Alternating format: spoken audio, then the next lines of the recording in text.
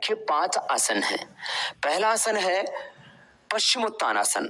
सीधे बैठ जाते हैं और दोनों हाथों को साइड से ऊपर उठाते हैं, श्वास बाहर छोड़ के आगे झुक जाते हैं। पहले उंगली और अंगूठी से पैर के अंगूठे को पकड़ते हैं और माथा घुटनों से लगाते हैं।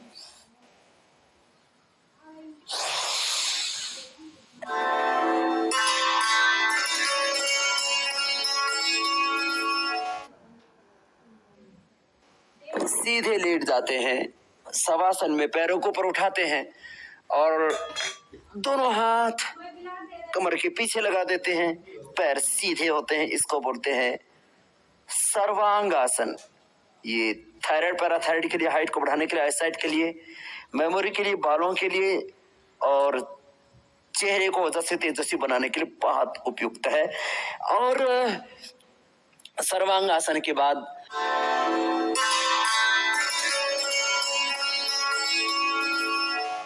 पैरों को धीरे धीरे ऊपर उठाते और सिर के पीछे टिका देते हैं, हलासन। इसमें श्वासों की गति सामान्य रहती है। एक एक आसन को आधा मिनट से लेकर के 1 मिनट और 2-2 मिनट तक किया जा सकता है। हलासन के बाद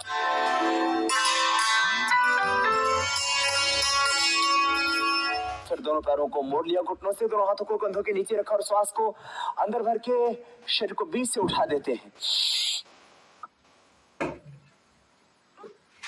ये चक्रासन होता है और बाएं करोट लेते हुए बैठ गए।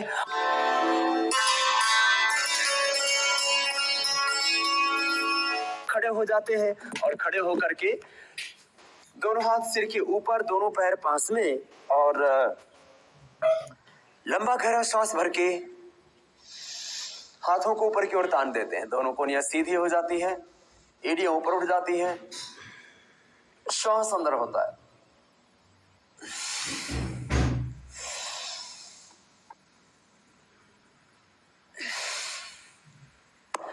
और 5 आसनों के बाद बच्चे करना चाहें तो उनकी लेग्स को स्ट्रेंथ देने के लिए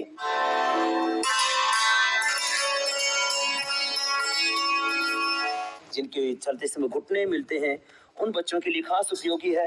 हाइड्रोसील के लिए भी अच्छा है, एकाग्रता बढ़ाने के लिए भी अच्छा है। गरुड़ आसन। दाहिने पैर को स्थिर रखते हैं, बाएं पैर को सामने से लिया और दाहिने पैर में उसको उलझा दिया और बाएं हाथ में दाहिने हाथ को ऐसे शरीर का संतुलन बनाते हैं। ये गरुड़ासन। फिर दूसरे पैर से करते हैं इसको।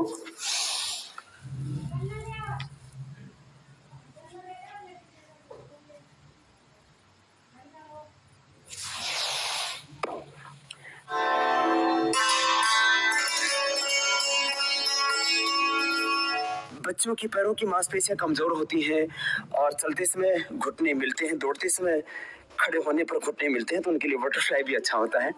और वो बैठना चाहे तो पद्मासन में बैठ सकते हैं और पद्मासन में बैठ करके फिर वो बद्ध पद्मासन भी कर सकते हैं।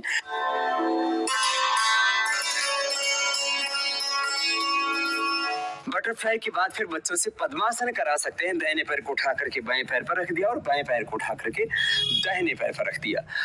और यदि आप चाहते हैं कि आपके बच्चे 100 साल तक स्वस्थ रहें और शक्तिशाली बने, बुद्धिमान प्रज्ञावान बने, जितेंद्रिय बने और उनकी एकाग्रता बढ़े,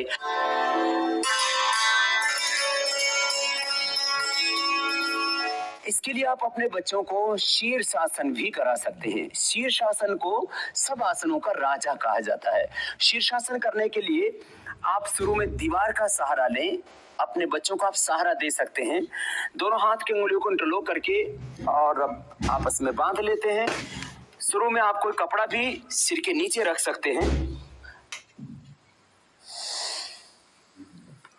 पैर सीधे होते हैं, एक एक पैर को ऊपर उठाते हैं धीरे धीरे।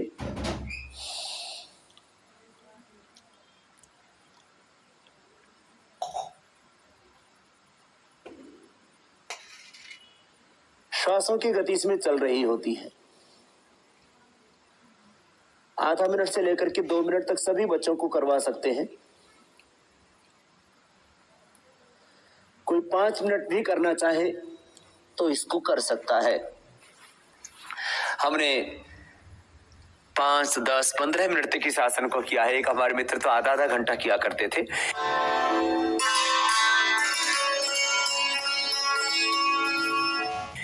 बच्चों की एकाग्रता बढ़ाने के लिए, उनको ओजस्वी बनाने के लिए आप मयूर आसन भी करा सकते हैं। दोनों हाथों की हथेलियों पर पूरे शरीर की भार को संतुलित कर देते हैं और दोनों कोहनियां नाभि के दोनों ओर लगी हुई होती हैं।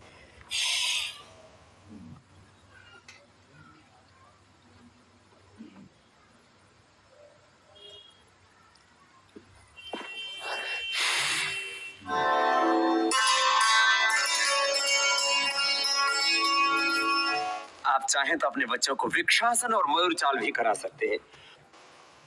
वृक्षासन में दोनों हाथों के ऊपर शरीर की भार को संतुलित करते हुए उस पर ठहर जाते हैं और मयूर चाल में फिर चलने लगते हैं।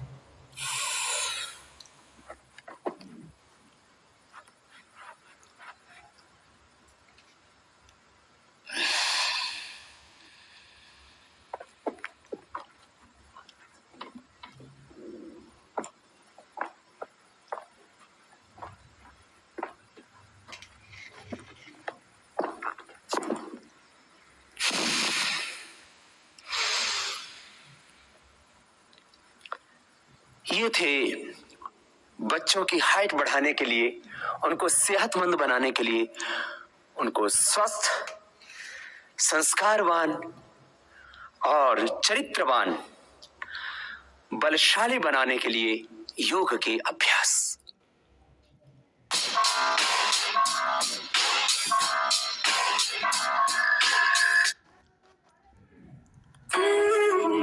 हमारी संस्कृति, हमारे संस्कार सदा रहे हमारे साथ।